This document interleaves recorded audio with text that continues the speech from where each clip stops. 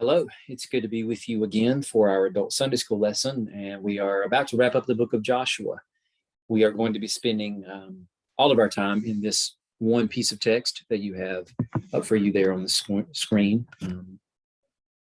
17 verses from the 23rd chapter. Next week, being Easter, we will actually take a portion of Joshua 24, but looking at two other passages outside of the Old Testament.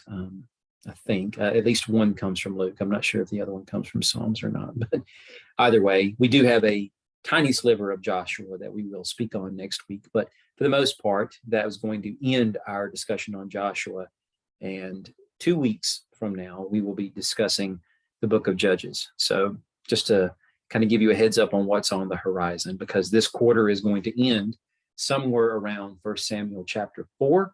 And of course, we will have one Sunday to look at the book of Ruth outside of Judges. So anyway, let's read these verses and come together for a time of prayer. And then after that, of course, we will jump right on in and try to take a deeper look. So Joshua 23, verses 1 through 16. A long time after the Lord had given Israel rest from all the enemies around them, Joshua was old and advanced in age. Let's notice this: old, advanced in age. I'll speak more to that here in a minute. So Joshua summoned all Israel, including its elders, leaders, judges, and officers, and said to them, I am old, advanced in age, and you have seen for yourselves everything the Lord your God did to all these nations on your account. But because it was the Lord your God who was fighting for you, see, I have allotted these remaining nations to you as an inheritance for your tribes, including all the nations I have destroyed, from the Jordan westward to the Mediterranean Sea. The Lord your God will force them back on your account and drive them out before you so that you can take possession of their land as the Lord your God promised you.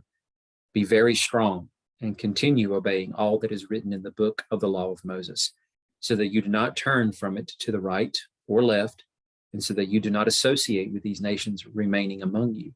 Do not call on the names of their gods or make an oath to them. Do not serve them or bow and worship to them. Instead, be loyal to the Lord your God, as you have been to this day. The Lord has driven out great and powerful nations before you, and no one is able to stand against you to this day. One of you routed 1,000 because the Lord your God was fighting for you, as he promised. So diligently watch yourselves. An important piece of text that we'll get to later. Love the Lord your God. If you ever turn away and become loyal to the rest of these nations remaining among you, and if you intermarry or associate with them and they with you, know for certain that the Lord your God will not continue to drive these nations out before you. They will become a snare and a trap for you, a sharp stick for your sides and thorns in your eyes, until you disappear from this good land the Lord your God has given you. I am now going the way of the whole earth, and you know with all your heart and your soul that none of the good promises the Lord your God made to you has failed. Everything was fulfilled for you. Not one promise has failed. Since every good thing the Lord your God promised you has come about, so he will bring on you every bad thing until he has annihilated you from this good land the Lord your God has given you. If you break the covenant of the Lord your God, which he commanded you, and go and serve other gods and bow and worship to them, the Lord's anger will burn against you, and you will quickly disappear from this good land he has given you. If you'll join me now for a moment of prayer. Lord Jesus, our shepherd, our king, you who are the greater Joshua, for it is the earthly name that you chose, or that was spoken on the lips of the messenger, the angel who came to your mother and told both her and your stepfather what you were to be named, echoing this very name of the person speaking in this context, whose name as Yehoshua meant God is salvation. For you are our salvation. You are our reconciliation, our propitiation. You are the expiation for our sin.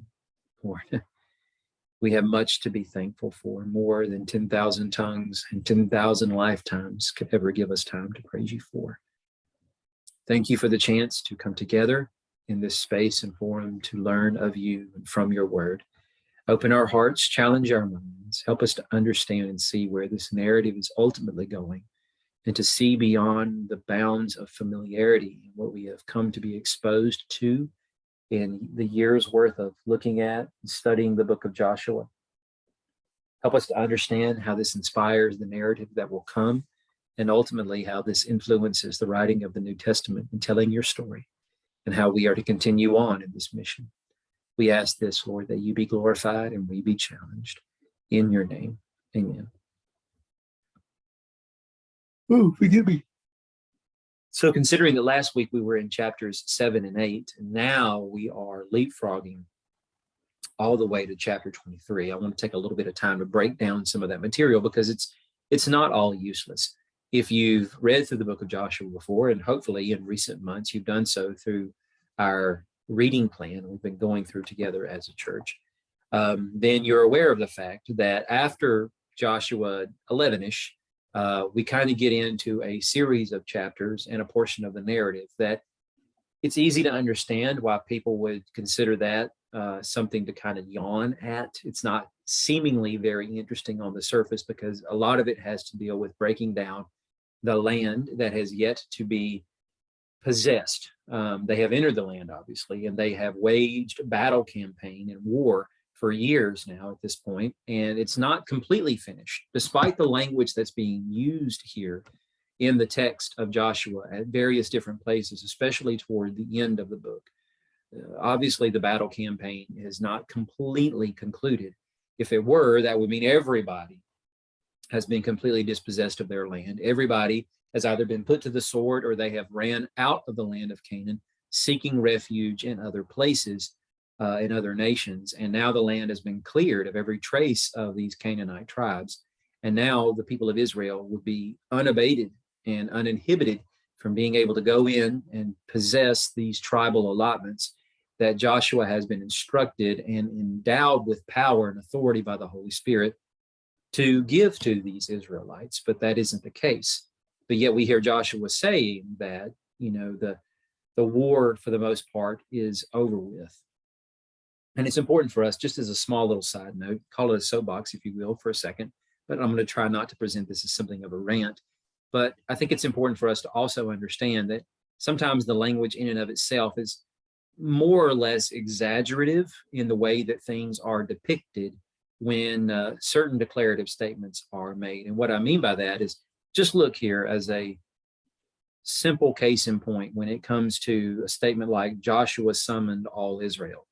Now, it's more or less declaring to us who that is by speaking about the elders, leaders, judges, and officers. Not to say that common people who do not hold such stations are not there to listen to what Joshua has to say. But let's not forget that before they cross over the River Jordan, that 2.5 tribes that decided to settle on the eastern side of the Jordan River have petitioned Moses, and Joshua has reminded them of their agreement that the warriors were going to cross over and help out with the battle campaign to conquer the land that actually was promised. But that does not mean that that land was left desolate. In other words, nobody inhabiting those conquered areas, and that the wives and children of these Israelite warriors that belonged to those 2.5 tribes crossed over the Jordan and waited on their men to finish the battle campaign to then go back and settle in that land. Absolutely not. We would have every reason to think that they wouldn't have been so silly as to leave those women and children, vulnerable as they were, unprotected. And so while the vast majority of those warriors probably left and went over to the Jordan with the main body of Israel, the 9.5 tribes that had yet to inherit, that they probably left behind a considerable amount of viable warriors who could defend those settlements as they were moving into the territories that they conquered from Sihon and Og, those Amorite kings and so forth, so that way they wouldn't be easily pilferable or conquered by anybody that might come along and realize that these lands are unprotected, because the only people living here are young women, children, and elderly men that are beyond fighting age and physical strength to be able to withstand a sustained battle campaign to occupy and conquer this land. So all that to say, when Joshua summoned all of Israel, I sincerely doubt, while it does not say negatively that it did not happen, that all of those Israelites on the eastern side of the Jordan and the tribal settlements of those 2.5 tribes there came across the Jordan to hear his statement. They didn't need to. Others would carry those words back to them, or to hear Joshua say something like, I have allotted these remaining nations to you and your inheritance. He wasn't the only one who did that. It was also Eleazar, the eldest surviving son of Aaron, who took on the role of high priest after Aaron passed away. So that's a small thing to consider, but that is slightly exaggerative language, is it not? So all that to simply say that when we read certain things in the context of Joshua, like the war is seemingly over, but yet there are still pockets of people that have to be pushed out, and it's going to require combat to do that, then obviously the war isn't completely over with. It's just the main battle campaigns that have drawn to a close. So I'm going to explore some of these passages because there are some significant things that we need to consider, excuse me, as it sets us up for the stage of what we have just read in those verses in Joshua 23.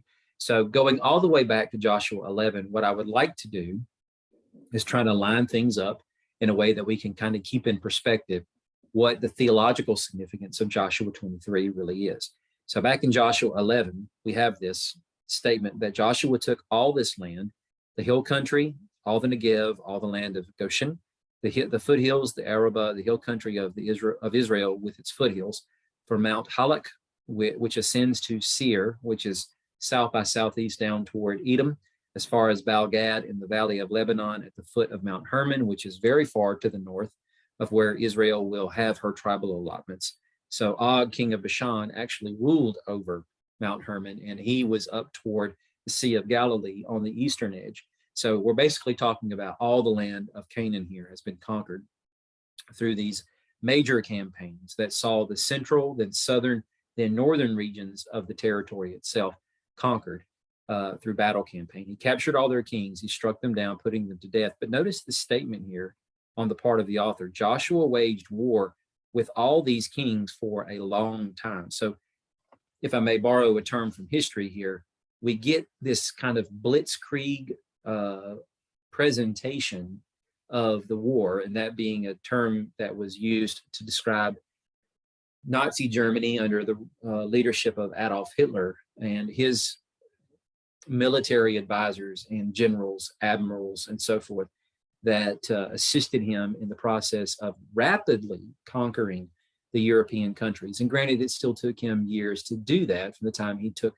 the chancellorship and then presidency over Germany. But nonetheless, when he wound up going against a country, it was rather lightning fast in the way that he wound up taking over once he decided to invade and launch an all-out assault from both land, air, and maybe sea if necessary. So with that in mind, we kind of get that same presentation here after Israel enters into the land of Canaan, conquering first Jericho, then Ai, and then it's the southern or the central portion of the land, a southern campaign, a northern campaign, and then we find ourselves here where all of it's pretty much wrapped up. But a subtle statement like this helps us to stop and slow things down for a second and appreciate the fact that this wasn't over and done with within several months or even a year. Now, there are all sorts of speculative arguments. You can Google information and find a plethora of sources from scholarly and then just, random people out there who no doubt are attempting to try to construct a biblical case for their arguments. But we can't even really solidify how old Joshua was when he took over for Moses, how old he was when he entered the land, how long the battle campaign was. And while we know how old he was when he died, that bookends for us how old he was from the time of his birth, but it doesn't allow us to then reverse engineer or subtract any amount of time from that to determine how old was he exactly when he was born, despite what specific figures others might attempt to try to use to reason that out. But one thing I think we can all clearly agree on is the context of biblical language being what it is. That long time here in this verse would clearly delineate years and not months. And I think we even have further proof of that in some of what we'll read here in just a second. But moving on from Joshua 11 on into 13, we come across a familiar phrase, familiar because we just read it a few minutes ago. But what is said is Joshua was now old, advanced in age. Notice this is exactly what is said at the beginning of chapter 23, but it's first said in Joshua 13. So 10 chapters later, the way that we have a tendency to look at chronological development of a story by virtue of chapter assignment or numbering in any book that we would pick up off the shelf and read, that we might think, well, 10 chapters is a long time to pass as far as the story goes. It doesn't always have to be years, but you expect plot and narrative development. But it seems like over the course of these 10 chapters from 13 to 23, the same is said with respect to Joshua being old, advanced in age. And in chapter 13, he is about to start describing what the allotments of the land are going to look like for the 7 tribes. Granted, it's 9.5 tribes who have yet to inherit, but I'm sorry, let me rephrase this. It is 9.5 tribes at this point who need to still inherit, and he is about to describe what those allotments are going to look like. By the end of the book, it's still 7 tribes who have yet to fully inherit their land. Others have started the process of going out and conquering and possessing those tribal allotments he has given them. Anyway, the Lord said to him, you have become old, advanced in age. So it's said twice here, but a great deal of the land remains to be possessed, and I will drive them out before the Israelites. He tells Joshua, only distribute the land as an inheritance for Israel as I have commanded you. Therefore, divide this land as an inheritance to the 9 tribes and half tribe of Manasseh. So distribute, divide. We have repetitious statements here being made about what the instructions are to Joshua, making it clear, repeating what it was said to him in the very first chapter, because this is what's driving the narrative forward from this point on, is the understanding that the land itself needs to be ordered and subdued so that the provincial Eden space is settled in, occupied the way it's supposed to by these people who have now come into the land that God has promised them, like he put the first man in when he planted him in the garden, having made him outside it, planted him inside it, that sacred space being where God would cultically meet with him at, the same as the idea of what God wants Israel to do in this land as a launching ground for bringing about the Abrahamic promise of influencing and affecting in a very positive way all the families of the nations of the earth. So the command is reiterated to Joshua of what's supposed to happen. Moving on to the next chapter, 14. Then the descendants of Judah approached Joshua at Gilgal. So Gilgal was kind of like a launching pad for some of Joshua's military operations, if not most of them, in the land. It will become a strategic point of reference for a lot of the Joshua narrative until we get to chapter 18. And we'll see why that shifts once we get there. But nonetheless, Caleb, son of Jephunneh, the Kenizzite, said to him, you know what the Lord promised Moses, the man of God, at Kadesh Barnea about you and me. But notice this. This is one of the few succinct references that we get to how much time has passed in the book of Judges. He says, I was 40 when Moses, the Lord's servant, sent me from Kadesh Barnea to scout the land. Obviously, Joshua was with him. And I brought back an honest report. As you see, the Lord has kept me alive these 45 years. We understand that it was about 38 years of time from that moment in Numbers 13 and 14, when they left Kadesh Barnea to go and scout out the land. And then they decided to reject the Exodus until they leave Kadesh Barnea and then go all the way up to the eastern edge of the Jordan River, where Moses delivers the sermon material of Deuteronomy. He dies. Aaron has died. Now Joshua is the appointed leader of the land, and of the people. That's what I meant when I said land, is the people, really. And then Eleazar has subsumed Aaron's role as high priest. And then the conquest begins after Moses has been laid to rest in the 40th year since their departure from Egypt. So if Caleb was 40 at the time they went to scout out the land, they have not been cursed to stay outside of Canaan until 40 years has passed. And then they get the chance to go in. And Joshua and Caleb being the only surviving members of the former generation who do get the chance to go in, 40 of those years have passed. And he is saying, I have been kept alive these 45 years. Basic math would mean that at the moment Caleb is saying this, and he is not presenting this proposition to Joshua until most of the battle campaigns have then been wrapped up. Both the central, southern, and northern portions of the land have largely been subdued. And now Caleb is saying, I want to seize my inheritance. And you remember what Moses had promised, the Lord had directed him to give me. Now is the time for that. And so he's saying that it's taken 5 years or so for them to basically bring about the success that they have through these battle campaigns in subduing the land. All right. Since the Lord spoke this word to Moses while Israel was journeying in the wilderness. So here I am today, 85 years old and ready to go and conquer that mountain. Moving on to Joshua 15, Joshua gave Caleb, son of Jephunneh, the following portion among the descendants of Judah based on the Lord's instruction to Joshua. Kiriath Arba, that is Hebron. Now this is important, and the reason why I write it now is because we're actually going to see this very same narrative and material alluded to and recapitulated when we get into the first chapter of Judges in a couple of weeks. And in all actuality, we're going to begin in Judges 2. So we're not even going to explore the material in Judges 1. Part of the reason I bring it up now, although this is coming from Joshua.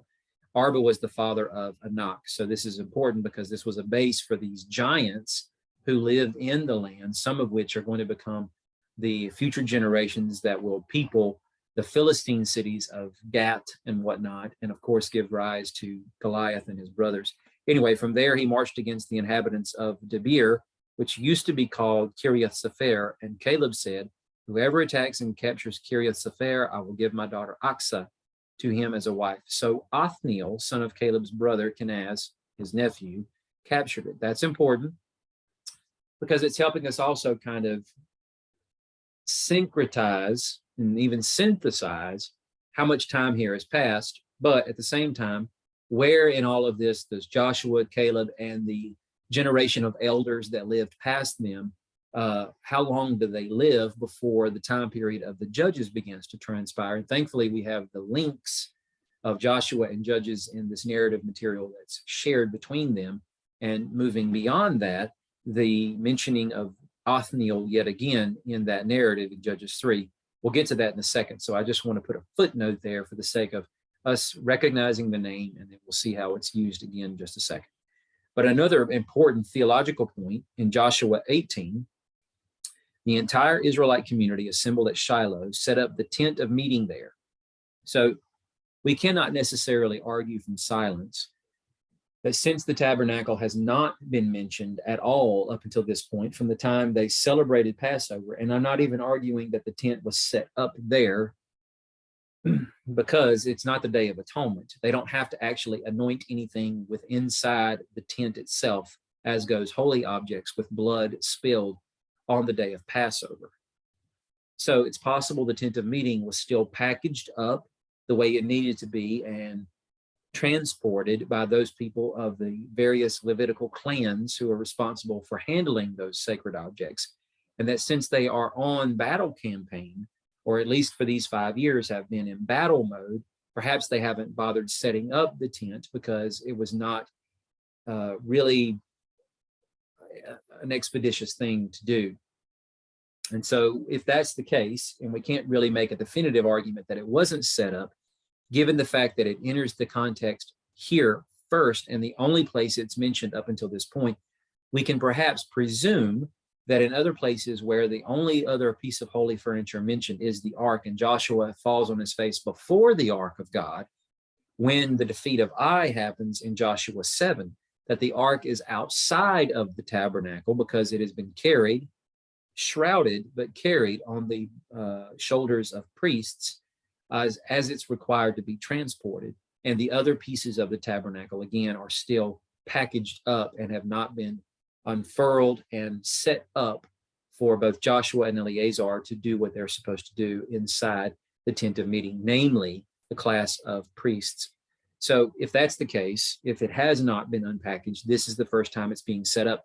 And so Joshua's base of operations will then shift from Gilgal as something of a military headquarters and staging ground to now being the tent of meeting in Shiloh, because everything else administratively and priestly will happen from this particular point moving forward. And Shiloh will be the resting place of the tabernacle for many years to come. But notice the language here. The land had been subdued. You and I have heard that term before. Remember in the Genesis prologue, Genesis 1, as it is said of the image bearers and the rationale that God gives amongst the divine council why he wants to make man, he speaks about how they are to rule and subdue, rule being a kingly term, and so is subdue. But the idea of subdue is to bring order. And so the idea here is that if these nation city-states filled with Amorites and various Canaanite people groups that the Lord has spoken about in places like Leviticus and even in Deuteronomy about the detestable, abhorrent, abominable practices of these people, that Israel are not to find themselves repeating under any circumstance, because these are the reasons why God has chosen to bring judgment upon these people, why he is, causing the land to spew them out, why he has declared holy war on them and dedicated them to the ban, made them haram, dedicated them for destruction. And if they practice these things, then they too will be set apart for destruction. So they are chaos. And, you see this kind of thing being used and riffed off by other, notice I said riffed, not ripped, riffed off of by future biblical authors like Isaiah, who speaks about the nations roiling like chaotic waves in the sea, foaming up their torment because of what they are doing against each other, and of course, the covenant nation of Israel, Abraham's people, and so forth. So with that in mind, he's not creating a metaphorical reference here that nobody else has ever bothered to use. It's not necessarily stated explicitly here in the Joshua text, but considering what has happened contextually, the idea that Israel has rolled over top of these nations like a boulder rolling down the side of a hill, gathering momentum and getting faster and faster, and will absolutely destroy anything in its path.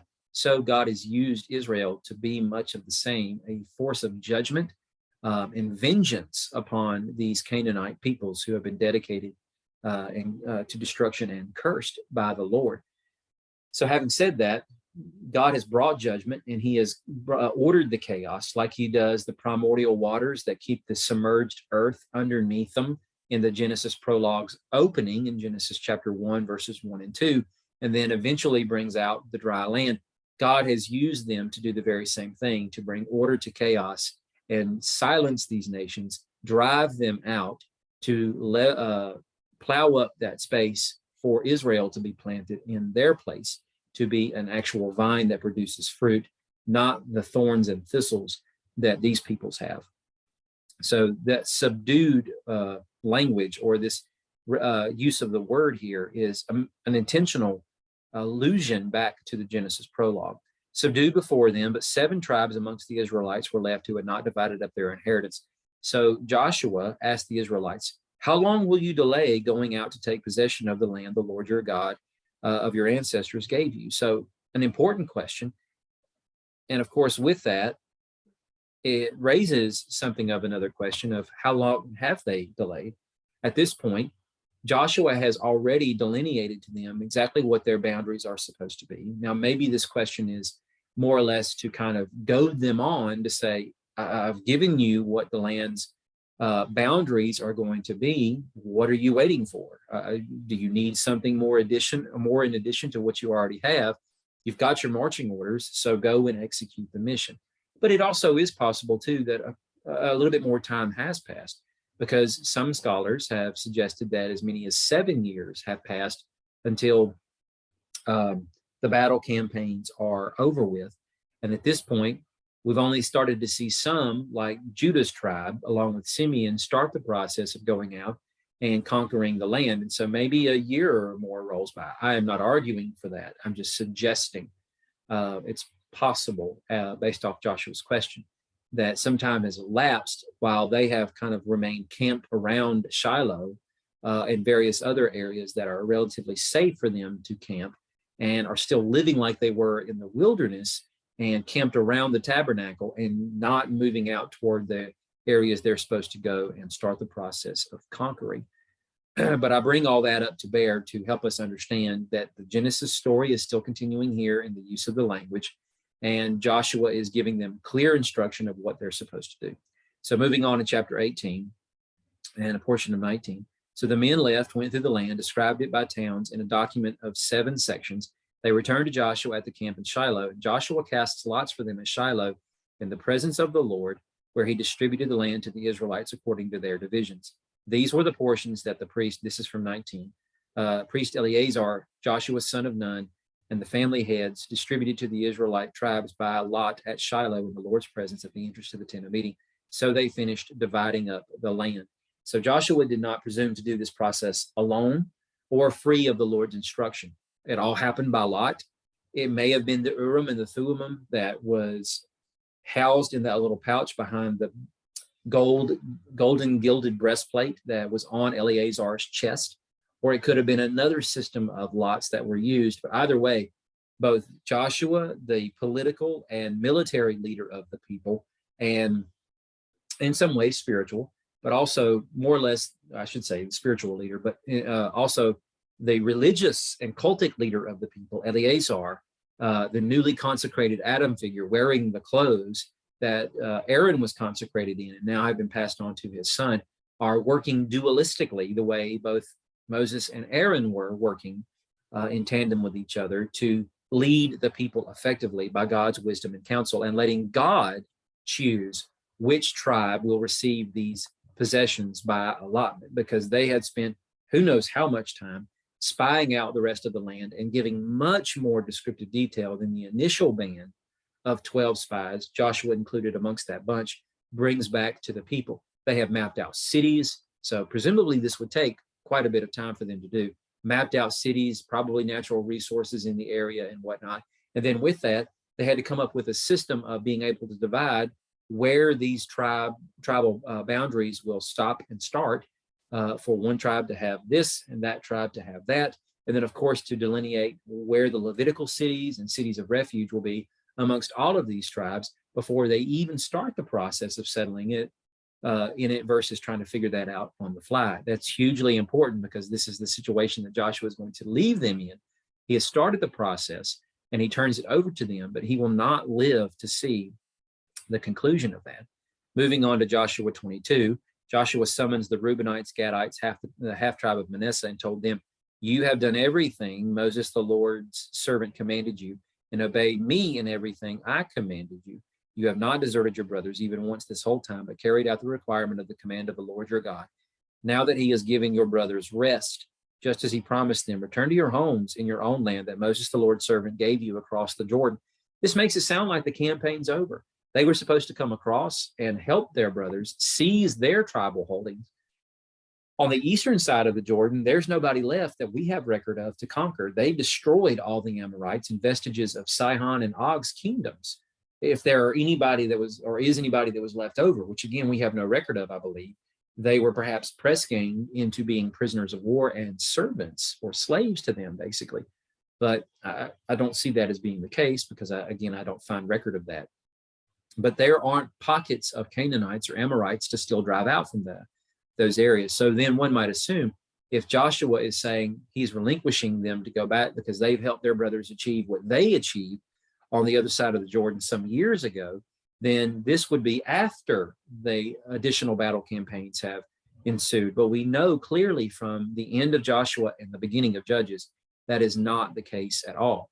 So to say that God has given them rest, and again, this is hearkening back to the Genesis prologue, God is setting them up for the opportunity to enter into his rest, which does not mean a complete absolvance of any responsibility of work or commitment to God, but it's a continuation of cultivating the garden, which is going to require plow in hand and ready to go out and continue to dispossess those people groups that God has intentionally left behind. We get very precise statements from him as to why this is. He does this to test them and see whether or not this new generation is going to be faithful as this previous generation had been. So we get the idea that there are lots and lots of young warriors who have been raised up in the stead of the generation that left Egypt and are now ready to go and conquer Israel, because that former generation has died out.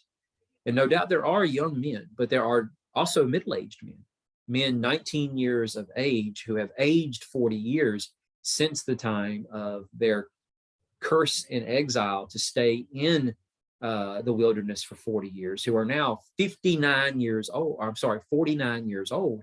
No, I was right, 59 years old, nearly 60 at the time of the battle campaign. So they're well beyond middle-aged men who may have been in great physical shape to be able to launch battle campaign, but nonetheless, the point is that they are old. And so that generation does not survive much longer after they wind up entering in to the land of Canaan.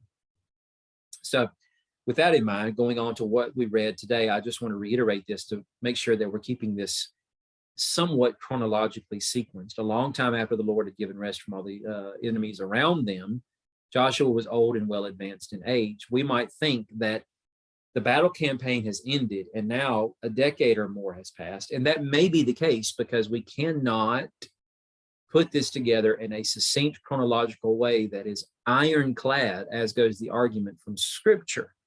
We would have to surmise this from other arguments, assuming certain things to be true, and we can't really verify those things to be true.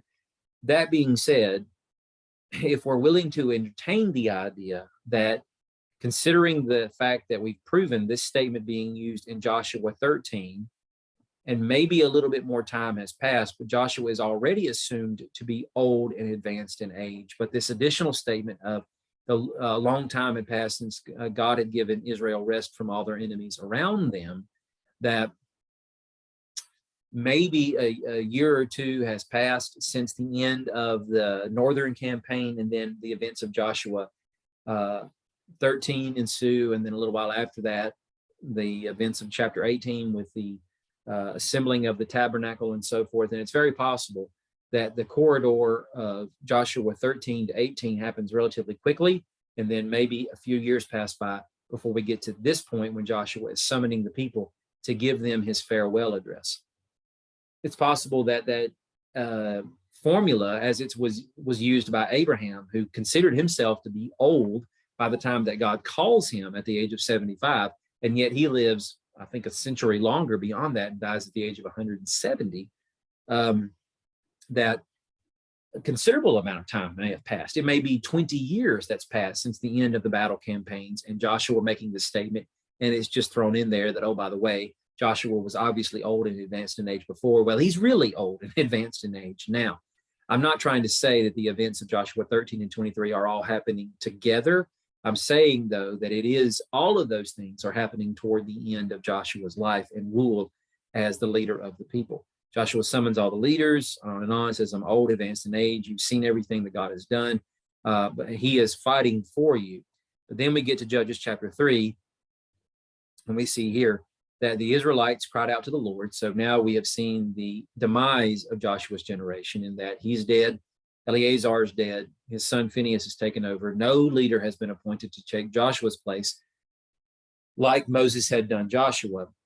And all the elders that were leading and part of that group that Joshua summons in Joshua 23 are all also dead. And it is now that a generation has been raised up in their place. We should not presume that everybody who was an adult during the time that Joshua was leading the conquest have all died. It might be easy to surmise that from the way that we're reading the text, but we have to understand and realize every generation has that transition of people who are part of the generation that's coming up because they're the bridging link between the older members of this generation that's about to pass and this one that's about to come up behind them, correct? So with that in mind, you might have the fighting group of people who were 20 years old and older, and maybe a total of 20 years has passed since Joshua became the leader, mounted the conquest, and then now is bowing out of the picture and about to die at the ripe age of 110. But kids are being born, and other people who are somewhere around the age of 10 and or 20-ish or late teenage years, and were not numbered in the census for the battle campaign, but obviously are adult members of Israel and have seen their parents who were in their 20s when the battle campaign started, who were now in their 40s. Obviously, there are people who are living under the faithful generation that have now become a part of this apostate generation. And we should not presume that everybody in this generation that's being spoken of in the beginning of the Judges prologue are presumed to be apostates. There's always a faithful remnant as part of that mix. Nevertheless, for the most part, this generation has abandoned the Lord and chased after the various Baals and other the Baals and the various other deities that the Canaanites have worshipped, or any other deities that have plagued Israel's past, that they continue to worship, that Joshua calls them out for in Joshua 24. But nonetheless, Israelites cry out to the Lord. So the Lord raised up Othniel, son of Kenaz, Caleb's youngest brother. This leaves no ambiguity whatsoever as to who this Othniel figure is. This is not another Othniel other than the one who married Caleb's daughter Aksa, because he went out and was willing to charge and defeat Kiriath Sephir based off Caleb's challenge. It's the very same one. God raises him up as a deliverer to save the Israelites. So he is one of those transitional figures from the generation that was passing to the one that was coming up behind.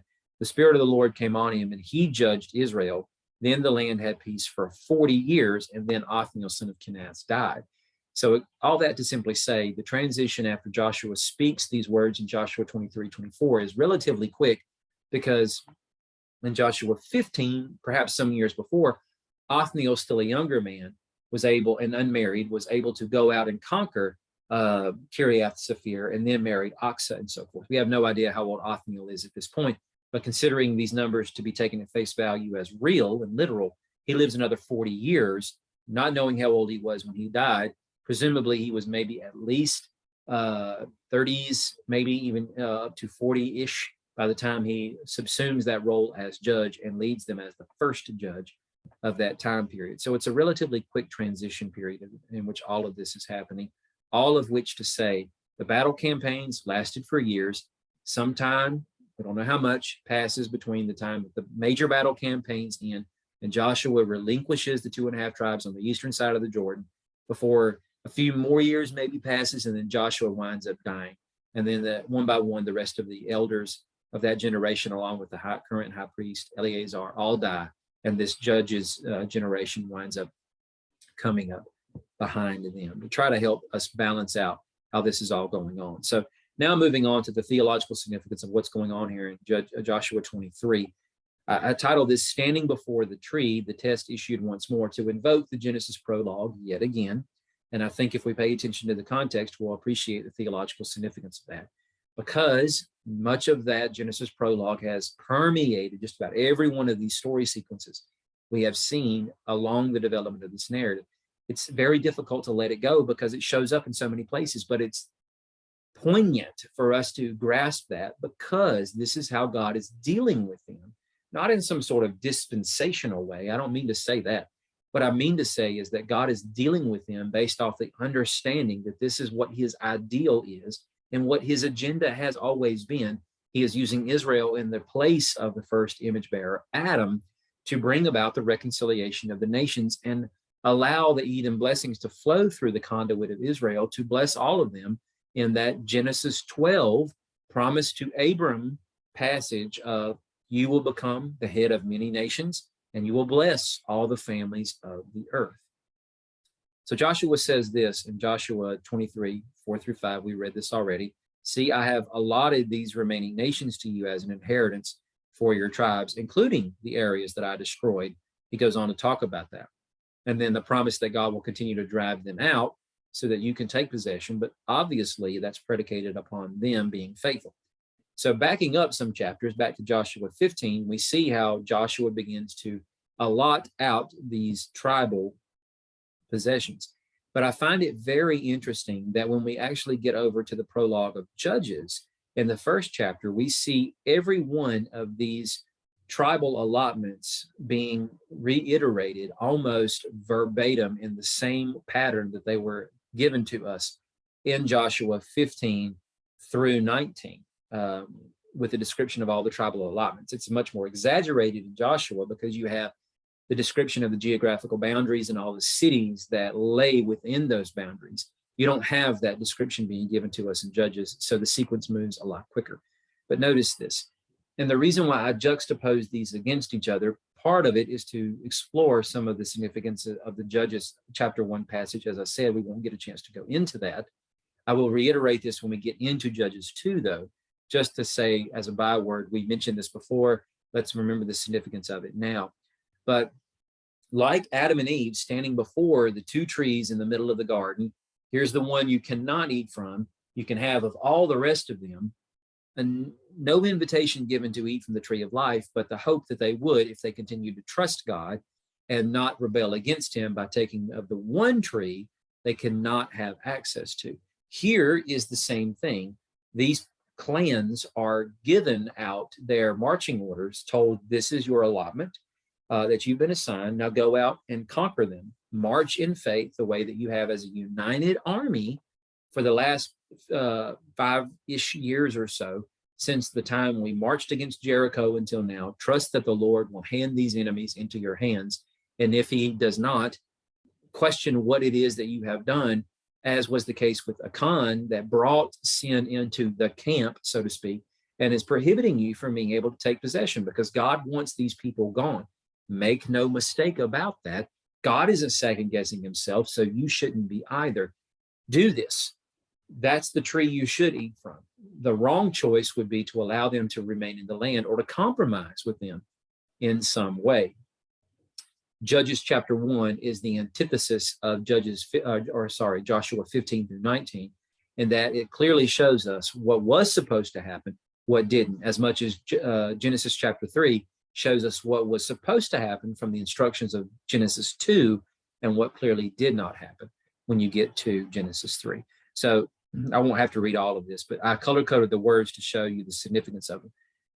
The allotment for the tribe of the descendants of Judah by their clans. And in the beginning of the Judges prologue, we have a ray of hope because Judah, Simeon, and some of the tribes of Joseph are initially successful. In fact, Judah really is the only tribe that's successful, considering that Simeon has their allotment inside of Judah's territory, and they fight together. That increases their chances of success by virtue of extra numbers, but it's God who delivers enemies. It's God who brings about victory in battle, not the prowess of the fighters.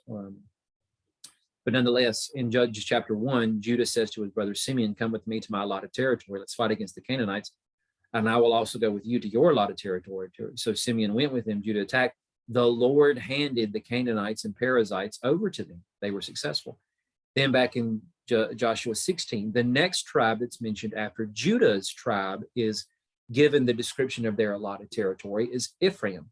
Now back in Judges chapter 1, several verses later, we get down to verse 22. The house of Joseph also attacked Bethel, and the Lord was with them. But this is rather nondescript, as goes, who exactly is the house of Joseph? So a portion of Joseph, but certainly not all. Half of Manasseh is on the eastern side of the Jordan, so we only have the other half of Manasseh and all of Ephraim. But then you move down a few more verses to verse 29. At that time, Ephraim failed to drive out the Canaanites who were living in Gezer. So this is obviously extremely unfortunate that they start to fail this early on. But this is a little bit out of sequence because, as I'll show you, it's verse 29, and we're about to jump back to verse 27 here in just a second. But back in Joshua 17, this was the allotment for the tribe of Manasseh, Joseph's firstborn. And then moving on to verse 27 of Judges 1, at that time, Manasseh failed to take possession of Bethshean and Tanakh. So yes, those verses are a little bit out of sequence, as goes the next verse I'll focus on, which is verse 21. This is the only portion of these two narratives where the sequence is just a little bit blurred and out of focus. But considering the fact that Ephraim is mentioned first over here, I think this is consistent with how that's represented and delineated, because right there in verse 22, on the heels of verse 21, we start with Joseph, and it's just broken up a little oddly because of the way Joseph as a tribe is broken up into two tribes, basically.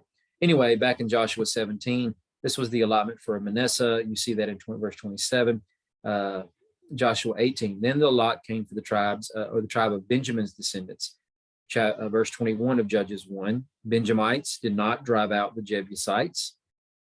Back in Joshua 19, the second lot came for Simeon. Simeon is successful. He's included up here, so we know the fate of their tribe. But then back in Joshua 19, verse 10, and this sequence runs on exactly verbatim from this point on. Now, we'll say as a caveat, I've left Issachar out. In Joshua 19, Issachar as a tribe is mentioned. Issachar is not mentioned at all in Judges 1, and I'm not exactly sure why that is. But nonetheless, I will digress from there. Back in Joshua 19, third lot came for Zebulun. Zebulun failed. Fifth lot came for Asher. Asher failed. Sixth lot came for Naphtali. Naphtali did not drive out. He failed. And then the last lot, the seventh lot, came from the tribe of Dan. The Amorites forced the Danites into the hill country, did not allow them to go down into the valley. So again, the antithesis of what you see of what could have been on the left side of the screen as to what was on the right side of the screen. Tumultuous and disappointing. Moving on with the Joshua 23 text. Notice the linkage between this and the earliest portions of Joshua. As Joshua now encourages them, be very strong, continue obeying all that is written in the book, which is exactly what is told immediately to Joshua when Joshua now is standing in the stead of the recently deceased Moses. Be strong. Now, granted, courageous is not given to the Israelites by Joshua here, but the command to obey, because God will tell him he is to distribute the land. He says, above all, be strong and courageous to observe carefully the whole instruction my servant Moses commanded you. This is exactly what Joshua is telling them to do. Obey all that is written in the book of the law of Moses. Do not turn to the right or left. As Joshua was told, do not turn to the right or to the left, so that you will be successful in whatever you do. So there's something to be taken from that here. Why is Joshua using the exact same wording that God gave him when he was commanding him to take over in Moses' stead the leadership of the nation under God's supervision and direct guidance, and telling him to first be strong and then to carefully observe and obey? I think one of the things we're supposed to understand here with the way that the textual link is created by Joshua's admonition and the command that was given to Joshua initially in the opening chapter of Joshua is to show that while Joshua is about to bow out of the picture and no clear leader is going to be raised up to take Joshua's place before he transitions out of the picture as he was with Moses. Othniel was definitely considered a successor to Joshua, but something of an impromptu one because judges were not immediately considered necessary, but only by virtue of the fact of Israel doing what they were or lack of doing what they were supposed to be doing that led to apostasy that caused the oppression of Israel and then the necessity for a judge to come and lead them and save them from that oppression. The idea, I think, is Joshua is telling them the mission must continue. As I took over for Moses and began the conquest is not over. I've told you there are pockets of people that need to be dispossessed. This is now being intentionally passed on to you. The Lord opted not to dispossess these people while I was in charge in this generation leading the army of Israel because he wants to test you to see if you will carefully observe and obey. And if you do, God will continue doing what he has done here, granting you success in all that you do. But if you do turn to the right or left, rest assured, God is not going to reward you. Now, moving on from that, Joshua will go on to say, do not associate with these nations. But there's something that we have to remember here. And Joshua does lay it out what he means by that because he speaks directly to the idea of them engaging with idolatrous and spiritually adulterous practices that will cause them to chase after other gods, whoring, prostituting themselves to those gods, abandoning the faithful covenant union of marriage that they have with God, who has delivered them from Egypt. But we must remember that Abraham's people are supposed to bless the nations of the earth. Now, one could make the argument, well, yes, but the Canaanites are devoted to destruction, so they are not meant to be a part of that. That is true, but is it necessarily in the case of everyone? If you have certain special circumstances like Rahab from Joshua 2, who confesses faith in the Lord and wants to be a part of his people, abandoning her own legacy and her ancestry, as goes the tradition of the gods that she worshiped and were reared under to revere and observe. and to be faithfully loyal to. Or the Gibeonites, even though it was a ruse that caused them to gain Israel, and by virtue of that, Joshua's trust and a preserved, protected status amongst Israel, though a subdued status because they were workers that were forced to continue to serve the Israelites. Be that as it may, if anybody else amongst the Canaanites were willing to do what Rahab did and abandoned all for the sake of following the God of Israel, would God not have shown them mercy? I don't think we can reasonably create a case where that wouldn't have been the circumstance. But be that as it may, yes, the Canaanites were supposed to be annihilated, destroyed, driven out of the land.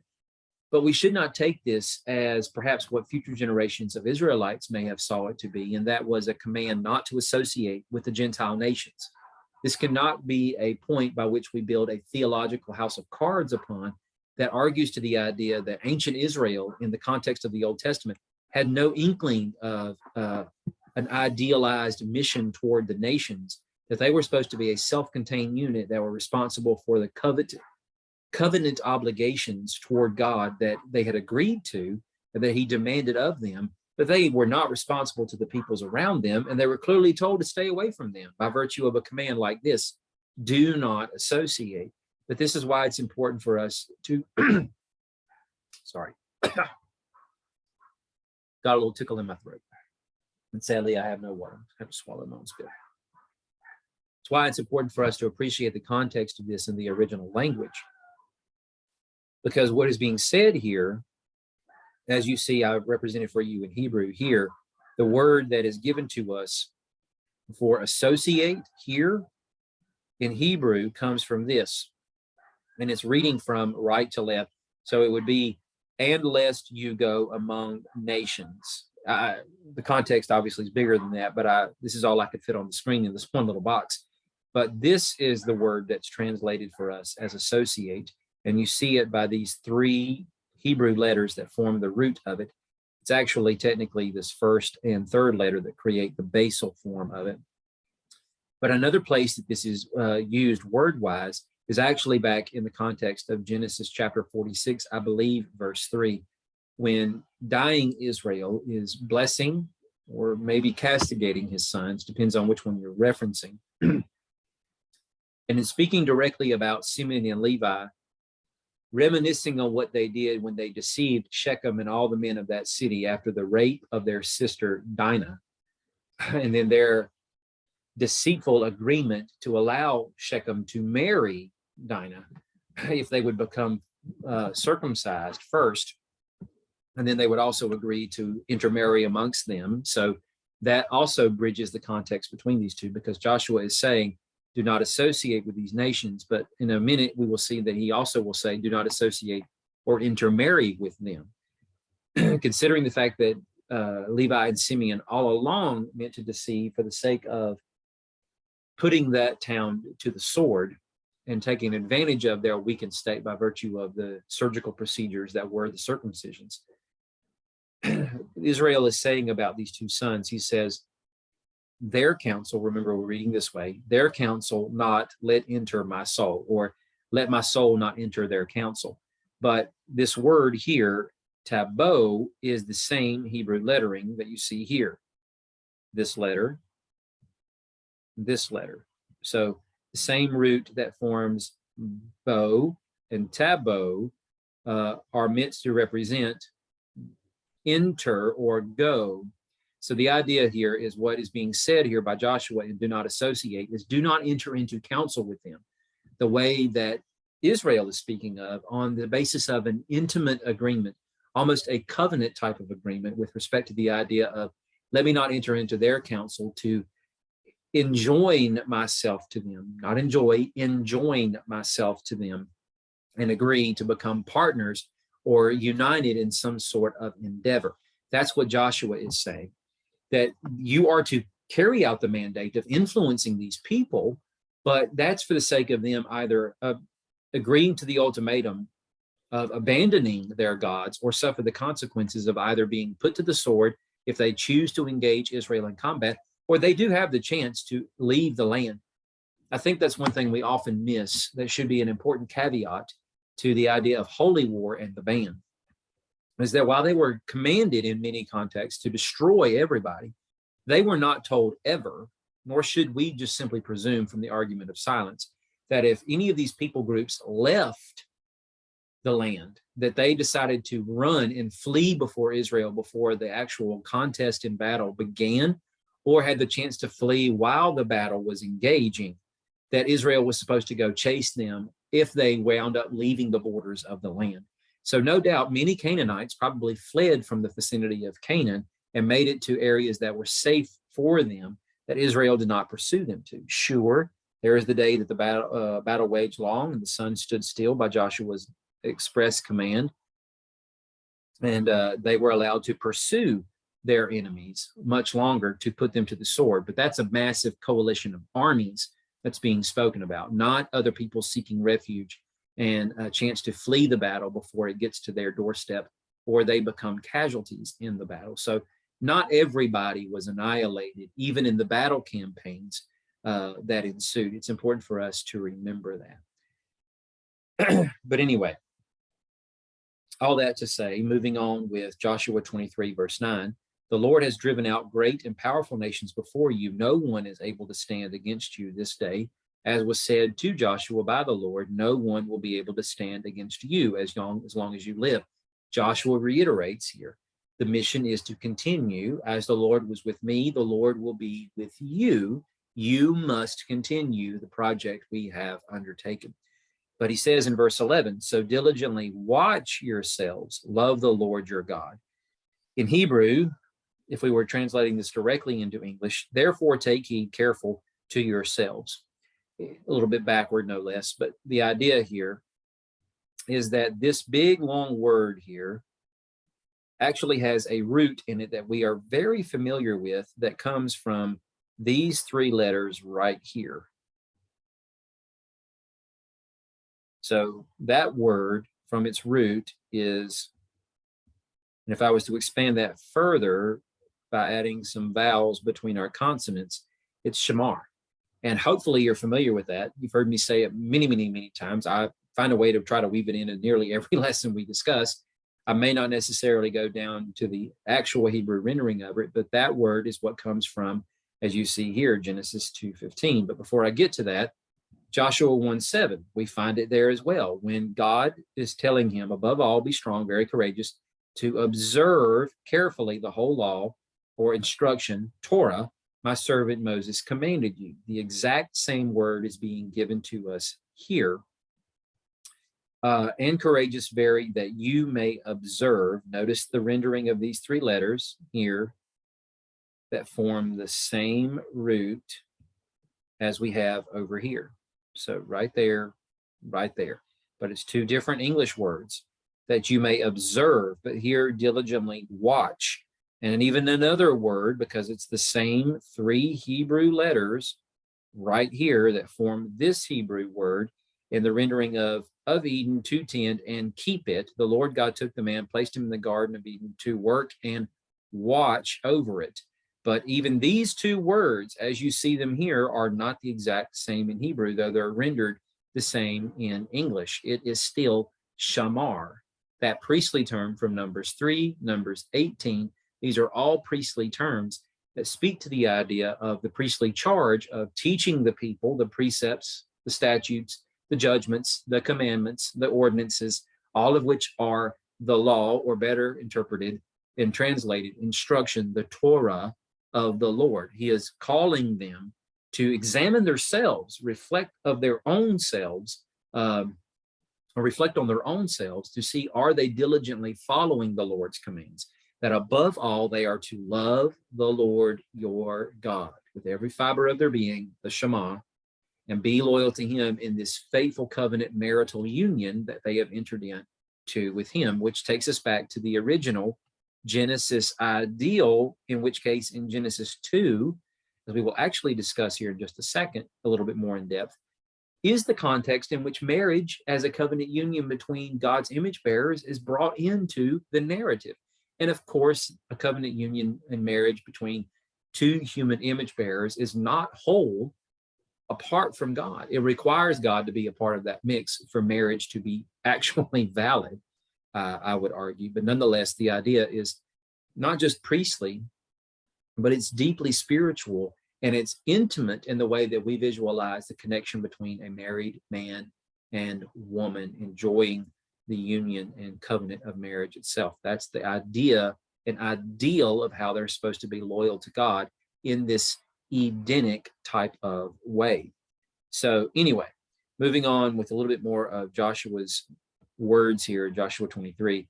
If you ever turn away and become loyal to the rest of these nations remaining among you, and if you intermarry or associate with them, we've seen that word associate before, and notice how he throws intermarry in with that here, as I said. Associate with them and they with you, know for certain that the Lord your God will not continue to drive out these nations before you. You might wonder, well, why is that? I mean, why wouldn't, if God saw the threat here, why would God not intervene? The way, like, let's say the parent, now, of course, you know, all analogies have their frail points or faulty points of logic, but go with me on this for analogy for a second, because I realize that many of us might argue this is not the most prudent way of acting in a situation like this, but it's all different, case by case basis.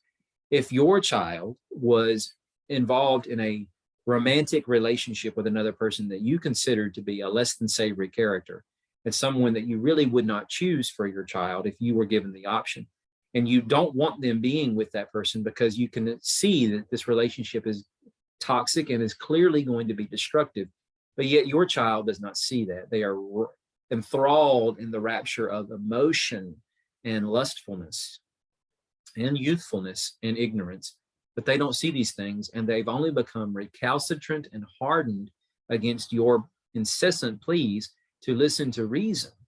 That why would you just simply let them walk to their own destruction and demise, and all of the heartache that's going to come from the ruin of this relationship, instead of interjecting yourself and trying to find a way to get that person out of your child's life, especially if you were really afraid for your child's well-being, because you see that that person may actually be abusive to your child, but your child does not recognize that, and only justifies or excuses that behavior and is not willing to leave that person. Or, you know, some of us may opt for, hey, you can only say what you can, and then you have to just let them, you know, let the circumstance play out for what it is, and then try to help them pick up the pieces when that time comes and the relationship ends and their ties to them are ultimately severed. But that you get the point, is the idea of the avenging parent that wants to go out there and you know, intercess for their child's sake and get that person out of their child's life before deep, penetrating, and maybe permanent damage is done. Why wouldn't God do this? Why would God not just intentionally drive out these people so that they would not continue to be a hindrance for his people? Why not sever that contact and relationship with him so that Israel would not have the option to then be continuously tempted to intermarry or associate in this intimate way with these people groups? But this is the nature of what God does when it comes to the judgment of our sin.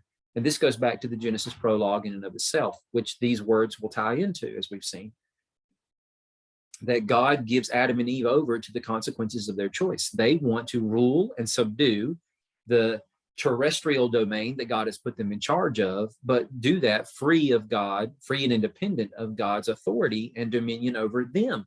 They want the ability to choose for themselves what is wise, what is right and wrong, and define it as such, and do not have to trust God to do that. They want to be like God, as the shining one promised they would have the chance to be if they partake of the forbidden fruit.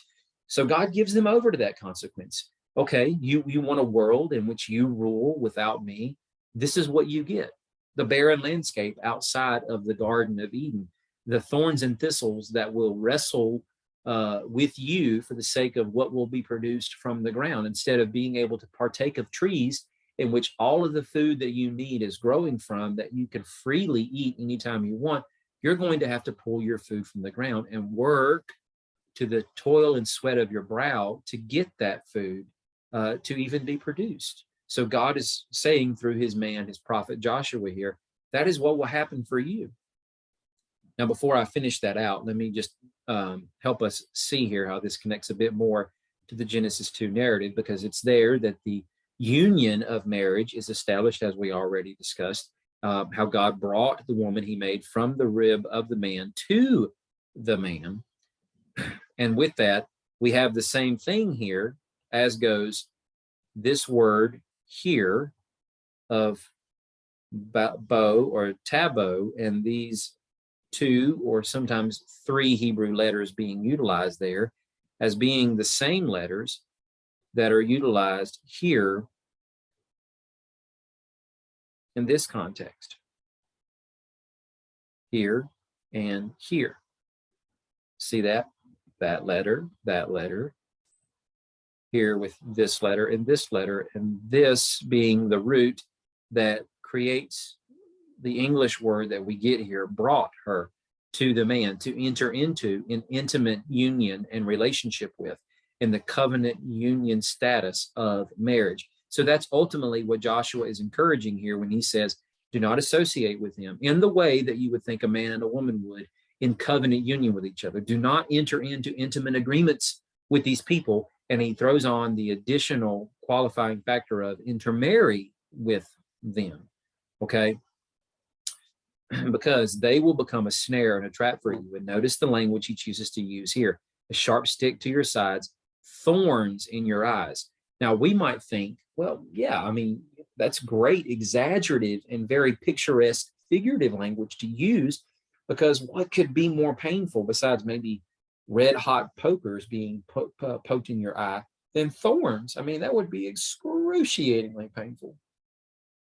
And so God, through his prophet here, is speaking about the heinous nature of the consequences that will ensue if they do go this route. That very well may be the case. But the invoking here of the idea of thorns would call us back to the first place where this is ever mentioned for us. And that is back in the context of the Genesis prologue. Excuse me. Well, the only other thing that is explicitly cursed in the context, besides the shining one, the serpent, is the ground, where God says the ground is cursed because of you.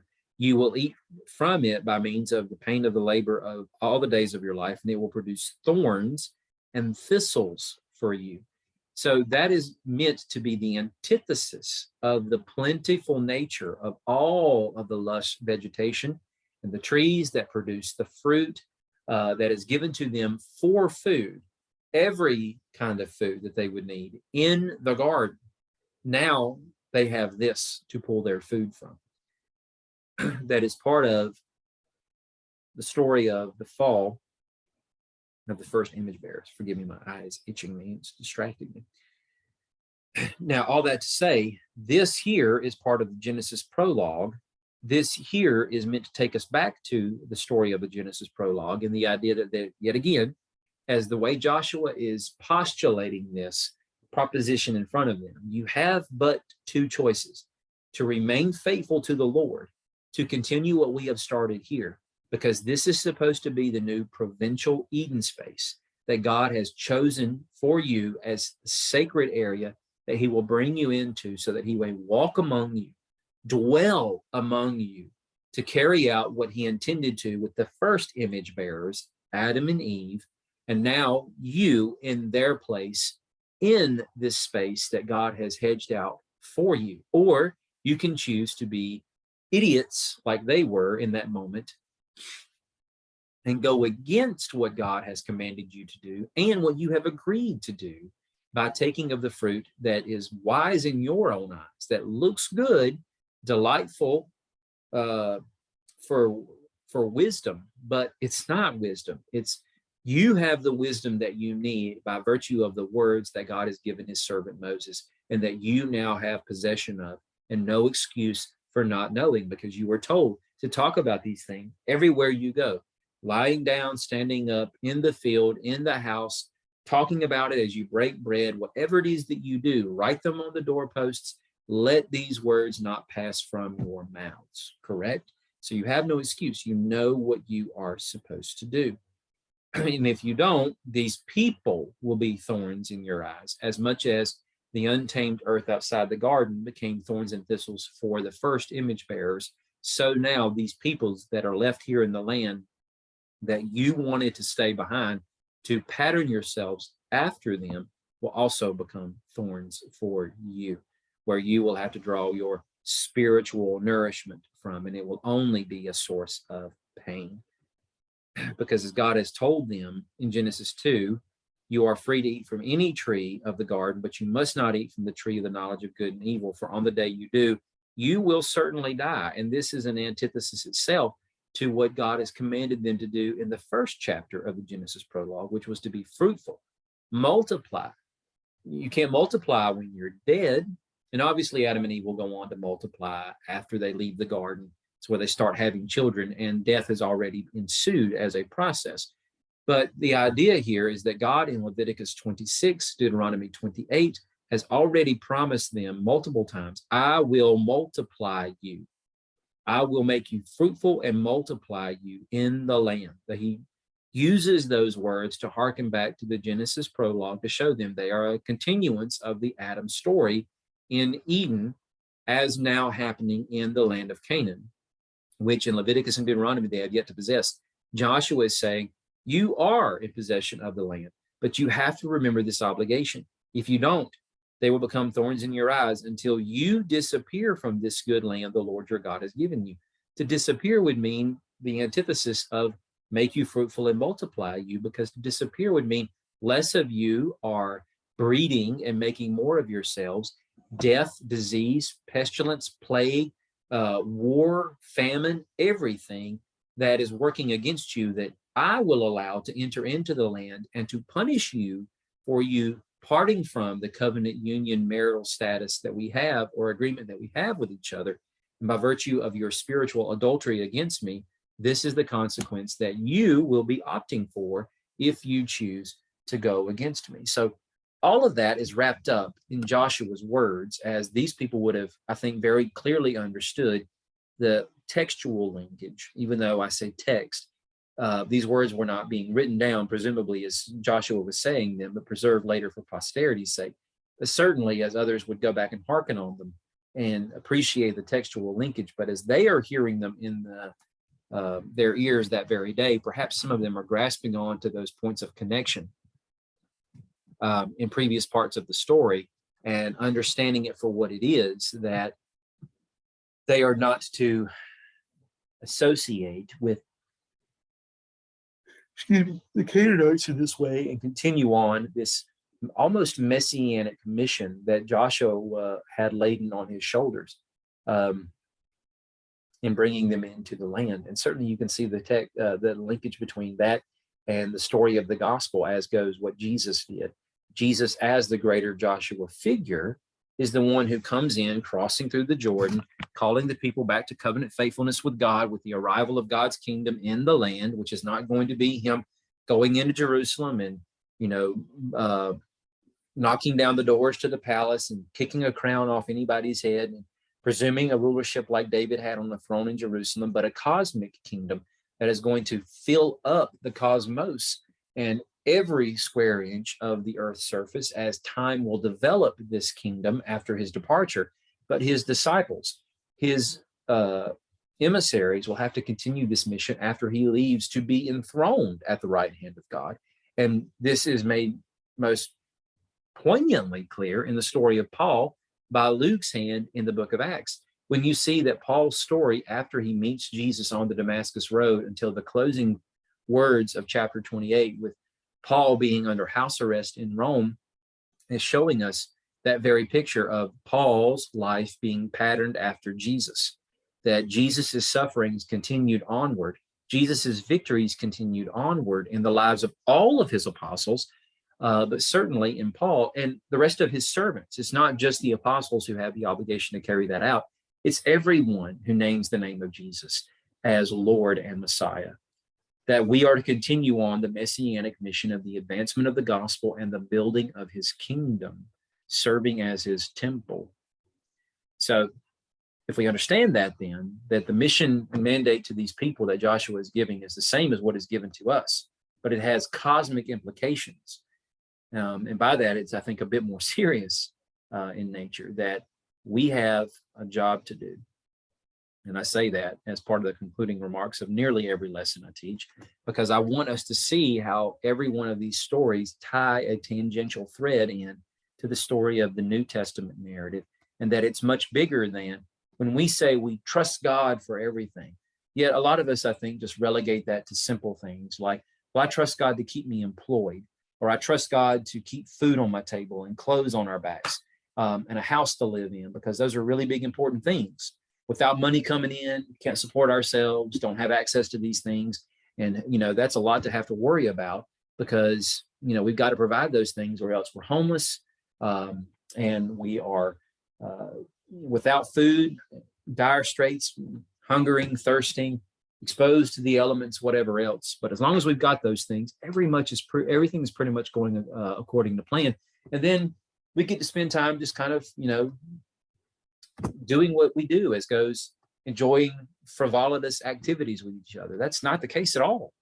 Jesus tells us not to encumber ourselves with worrying about these things, as much as God promised them in the Old Testament through the implementation of the blessings that will come by virtue of being faithful to these covenant promises and obligations, that God will bless them more than they can even begin to fathom, by making everything in their land, from the vegetation and produce to their livestock, prosperous, and everything that they set their hands to, they'll be successful at. He will keep the land free of marauding enemies, as goes human beings, and wild animals that would seek to prey on their livestock and their little small children and whatnot. And again, he will bountifully bless and multiply the wounds of both man, obviously I mean woman by that, but humans and beasts, so that they will fill the land and burst out of the land, and really be able to carry out this Abrahamic promise of blessing the nations as they go out to the nations by virtue of that. But it's so that they don't have to worry about these small things, and they get to focus on the kingdom agenda. I mean, for crying out loud, think about the reality and the implications of something like the sabbatical year that's given to them in the context of Leviticus and Numbers. The idea that every 6 years you are to plant and harvest your crops every year like that, but on the 7th year, you don't. You just let the land lay fallow, and you eat at whim anything you want, but you don't harvest it and store it up. That takes a lot of faith to trust that God will deliver a crop for everybody, from the citizens or residents of the land of Israel to the foreigners who live amongst them, and even the animals, both domesticated and wild animals, will all be eating from the produce that grows off the land that year. But that's kind of the idea of the ideal of Eden, that they get to enjoy that, but not have to labor and toil for the whole year to plant, water, harvest, and all that stuff, with all the things that they do, both grain, barley, spelt, everything. So what are they going to do with all that free time? Focus on the agenda of the kingdom. That's exactly what that's for.